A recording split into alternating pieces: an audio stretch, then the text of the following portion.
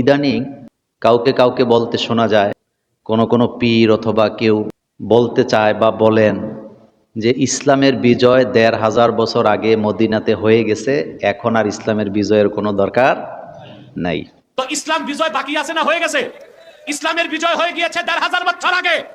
এখন যারা বলে আমাদের ভোট দিলে ইসলাম বিজয়ী হবে, তারা রাজনৈতিকভাবে জাতিকে প্রতারণা করতে চাচ্ছে।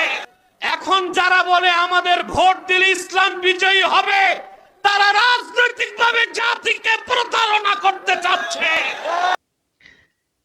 তো এই বিষয়টা আমাদেরকে জানা দরকার।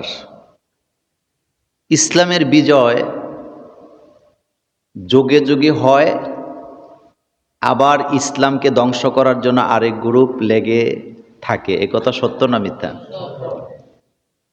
প্রত্যেক নবী দ্বীনের দাওয়াত নিয়ে পৃথিবীতে আসছেন। প্রত্যেক নবীর দাওয়াত ছিল আনি'বুদুল্লাহ ওয়াজতানিবুত তাগুত। সমস্ত নবীদের দাওয়াত এটাই, তোমরা গোলামি করবা কার? আর তোমরা তাগুতের অনুসরণ করবা না। এখন নবী কি আল্লাহ শুধু একজন পাঠাইলেন, না যুগে যুগে অসংখ্য নবী পাঠাইলেন? 2,24,000 বলে, এটা বহুল প্রচলিত কথা, কম বেশি হতে পারে। কিন্তু আপনি যদি একটু ঠান্ডা মাথায় চিন্তা করেন তাইলে দেখবেন, যেমন আমি দুই একটা উদাহরণ দেই।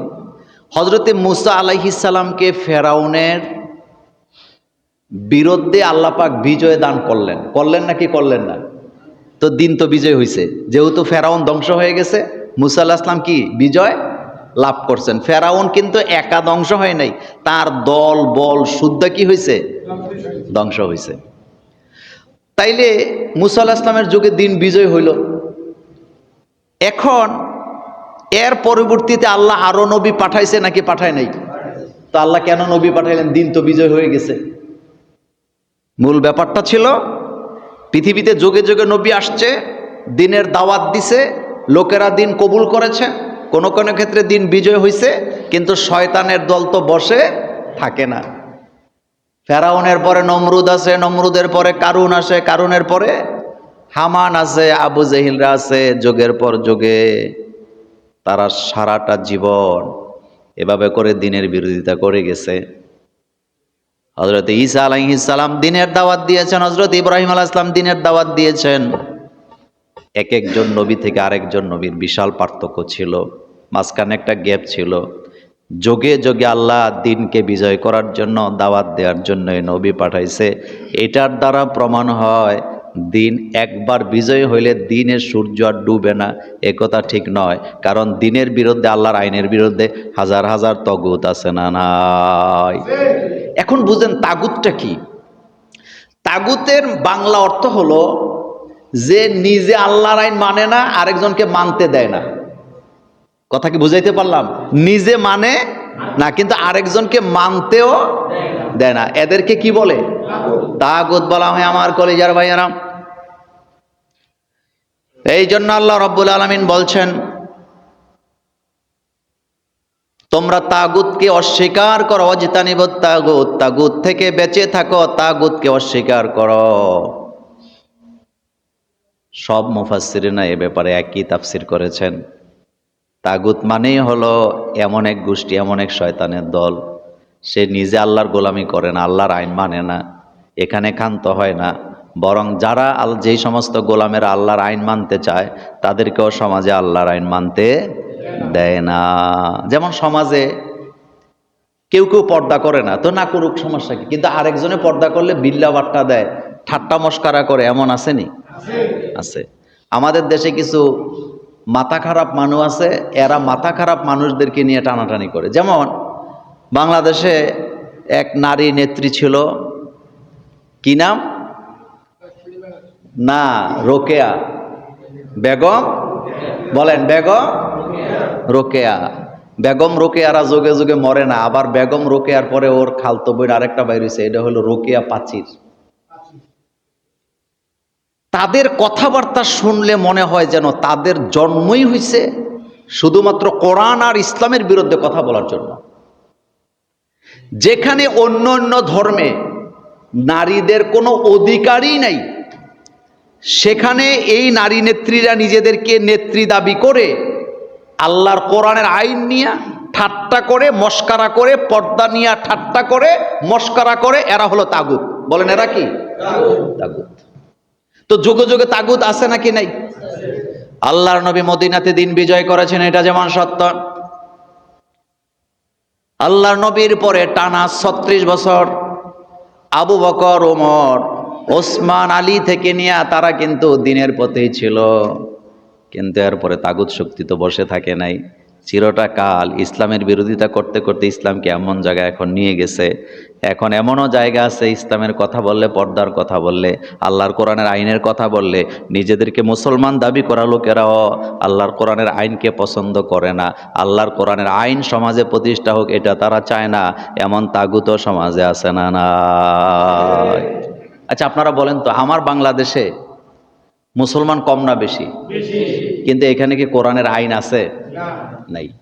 এখন কোরআনের আইন একদলে চায় নাকি চায় না? চায়। কেউ যদি কোরআনের আইন না মানে আমাদের কোনো আপত্তি নাই, কিন্তু আপত্তিটা হলে আপনি বাধা দিবেন কেন? আমি নামাজ পড়তেছি, আপনি আমাকে নামাজে নিয়ে কথা বলবেন কেন? বাংলাদেশে এমন এমন ফ্যাক্টরিও আছে নিজের শ্রমিকদেরকে সময় মতো নামাজও পড়তে দেয় না, আসেনি? কিন্তু মুখ খুলে না। আমি যশোরে একটা ফ্যাক্টরিতে গেছিলাম, তাদের ফ্যাক্টরির ভিতরে সালাম দিয়া ঢুকা নিষেধ। আমি নিজে গেছি ওই ফ্যাক্টরিতে। সালাম দিয়া ঢুকা মানে সালাম দিয়া ঢুকা নিষেধ বলতে কাগজে কলমে নিষেধ করে না, কিন্তু সালাম দিয়া ঢুকলে অপছন্দ করে। তো ঢুকতে হবে কি দিয়া? হাই, হ্যালো, এগুলো দিয়ে। তা আপনি বুঝছেননি বিষয়টা? এবার কোন জায়গায় আমরা আছি? এই হলো আমাদের অবস্থা। তাহলে তাগুত হলো দিন বিজয়। যদি এখানে থাকতো তাহলে দিনের বিরুদ্ধে কথা বলার মতো লোক এখানে খুঁজে পাওয়া যেত না। এখানে কোনো আইন আল্লাহ কোরআন দিয়ে চলে না। রাসূল সাল্লাল্লাহু আলাইহি ওয়াসাল্লামের যে বিচার ব্যবস্থা, এটা কি আমার বাংলাদেশে চালু আছে? নাই। তা আপনি কিভাবে বলবেন যে এখানে ইসলাম কায়েম আছে, কায়েম হয়ে গেছে? যুগে যুগে মুসা আলাইহিস সালাম যেমন ছিল, ফেরাউনও ছিল। ইব্রাহিম আলাইহিস সালাম যুগে ইব্রাহিম যেমন ছিল, নমরুদও কি ছিল। রাসূল সাল্লাল্লাহু আলাইহি ওয়াসাল্লামের যুগে রাসূল সাল্লাল্লাহু আলাইহি ওয়াসাল্লাম যেমন ছিল, আবু জাহিল, আবু লাহাবরাও কি ছিল। বর্তমান যুগেও সেম মুমিনও থাকবে, মুনাফিকও সমাজে কি থাকবে। রাসূল সাল্লাল্লাহু আলাইহি ওয়াসাল্লাম যখন মদিনার রাষ্ট্র কায়েম করলেন, তখন রাসূলের পিছেই নামাজ পড়ে, রাসূলের সাথে নামাজ পড়ে, উঠে বসে সান্দা দেয়। রাসূল সাল্লাল্লাহু আলাইহি ওয়াসাল্লামের একদম বরাবর বসে, সামনে আসলে হাঁটু গেড়ে বসে থাকে। এমন একটা লোক যার ব্যাপারে রাসূল কিছুই জানে না। আব্দুল্লাহ ইবনে উবাইদ ইবনে সুলুল, নাম তো শুনছেন আপনারা। সে মারা যাওয়ার আগে তার ছেলে আব্দুল্লাহরে বলে গেছে, আমার জানাজা সাধারণ কাউকে দিয়ে দিব না, আমার জানাজা যেন মুহাম্মদ সাল্লাল্লাহু আলাইহি ওয়াসাল্লাম নিজে পড়ায়। আল্লাহর নবীর কাছে আবদার করে গেছে, রাসূল আমি মরার পরে আপনার জামা দিয়ে আমারে কাফন দিয়েন। মনোযোগ আছে? মুহাম্মদ সাল্লাল্লাহু আলাইহি ওয়াসাল্লামের চাইতে বড় ইমাম পৃথিবীতে আর আসেনি। তো রাসূলের পিছনে বসছে, রাসূলের পিছনে নামাজ পড়ে। আপনি ঠান্ডা মাথায় বুঝছেন, টুপি আছে, দাড়ি আছে, নামাজ আছে, মসজিদ আছে, মসজিদে বসে তাসবিহ জপে। আব্দুল্লাহ ইবনে উবাইদ ইবনে সুলুল যখন মারা গেল, তার ছেলে আব্দুল্লাহ এসে রাসূলুল্লাহ সাল্লাল্লাহু আলাইহি সাল্লামকে খবর দিলেন, রাসূল আমার আব্বা মারা গেছে। আল্লাহর নবী শোনার সাথে সাথে নিজের জামা তার ছেলের কাছে দিয়ে বললেন, যাও তোমার বাবাকে নিয়ে কাফন পরাও, আমি আসব তোমার বাবার জানাজা আমি পড়াবো। বুখারীর হাদিস, আবার সূরা তাওবার তাফসীর। আয়াত নাজিল হইছে তার ব্যাপারে, কিন্তু রাসূল জানে না সে যে মুনাফিক। আল্লাহ নবী জানাজাতে রওনা দিয়েছে বিচক্ষণ সাহাবা হযরতে আবু বকর, হযরতে ওমর রাদিয়াল্লাহু তাআলা আনহু। হযরতে ওমর আল্লাহর নবীর 2 নাম্বার খলিফা ছিলেন, কিন্তু ওমরের সিদ্ধান্তকে আল্লাহ এত বেশি ভালোবাসা দিয়েছেন, কোরআনুল কারীমের 5 জায়গার আয়াত নাজিল হয়েছে ওমরের সিদ্ধান্তের উপরে। সিদ্ধান্ত দিছে ওমর, আল্লাহ সেই সিদ্ধান্তকে সাপোর্ট জানাইয়া কোরআন নাজিল করছে।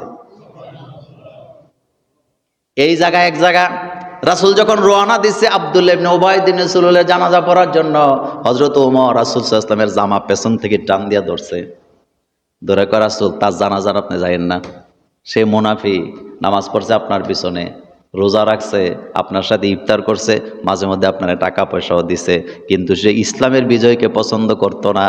আপনার ইসলামের যত গোপন কথা আছে সব সে কাফেরদের সাথে প্রচার করত। এই কথাকে আমি বলতেছি না, আল্লাহ বলতেছে। এবার রাসূল সাল্লাল্লাহু আলাইহি ওয়াসাল্লামের হৃদয় তো বড়, রাসূল কয় ওমর আল্লাহ তো আমারে এখনো নিষেধ করে নাই। আল্লাহর নবী জানাজায় গেলেন, নিজের মুখের লালা নিয়ে আব্দুল্লাহ ইবনে উবাইদ ইবনে সুলুলের মুখের মধ্যে দিলেন, নিজে জানাজার ইমামতি করলেন, জানাজা শেষ করলেন, আল্লাহ রাব্বুল আলামিন জানাজা ফেরত দিয়ে দিলেন। জানাজা মানে তো দোয়া নাকি? আল্লাহ এখন জানাজা কি করছে? রাসূলরে ফেরত দিছে। শুধু ফেরত দেয় নাই, আল্লাহ বলছেন হাবিব এই মুনাফিকের জন্য যদি আপনি দোয়া করেন আর না করেন, ইস্তাগফির লাহুম আওলা তাস্তাগফির লাহুম, আপনি যদি তার জন্য দোয়া করেন, আপনি যদি তার জন্য ৭০ বারও দোয়া করেন, ৭০ বারও জানাজা পড়েন, কোনো লাভ হবে না, কারণ আমি মুনাফিককে ক্ষমা করব না। সে মুনাফিক ছিল, আপনার পেছনে নামাজ পড়তো, কিন্তু দিনকে পছন্দ করতো না, আল্লাহর আইনকে ভালোবাসতো না, ইসলামের বিজয় দেখলে তার কাছে ভালো লাগতো না, কলিজা জ্বলে যেত। সুতরাং আপনার দোয়া আল্লাহর দরবারে কবুল হইল না, আপনার দোয়া আমি আল্লাহ ফেরত দিয়ে দিলাম। শুধু ফেরত দেয় না, আল্লাহ পাক বলেন নবী আপনি যদি তার জন্য ৭০ বারও তাওবা করেন, এরপরও এই তাওবা আল্লাহর দরবারে কবুল হবে না। এরকমের মুনাফিক আমাদের সমাজে আসেনি? হেতে মুসলমানের গড় হইছে, তারে মুসলমানিও করাইছে, কিন্তু তার লিখনি, তার বক্তৃতা, তার প্রচার মাধ্যম, তার কথা, তার বার্তা, তার বক্তৃতা, তার আচার, তার আচরণ, তার সমর্থন, এমনকি তার টকশো, সবগুলো ইসলামের বিরুদ্ধে যায়, কোরআনের আইনের বিরুদ্ধে যায়, মুসলমানদের বিরুদ্ধে যায়, রাসূলের সুন্নাহর বিরুদ্ধে যায়, কোরআন সুন্নাহর বিরুদ্ধে যায়। এমন মুনাফিক মার্কা মুসলমান আমাদের সমাজে আছে না? না। তো দিন কি বিজয় আছে এখানে? নেই।